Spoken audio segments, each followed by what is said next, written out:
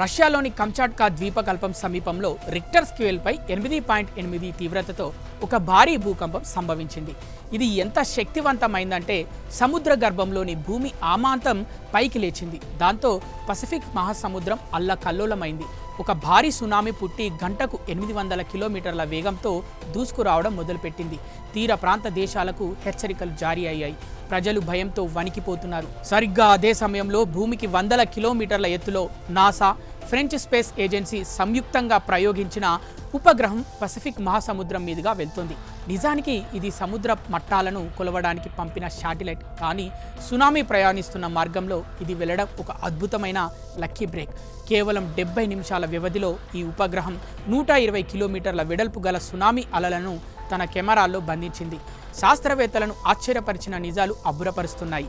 ఈ high resolution చిత్రాలను విశ్లేషించినప్పుడు శాస్త్రవేత్తలకు కళ్ళు చెదిరే నిజాలు తెలిసాయి.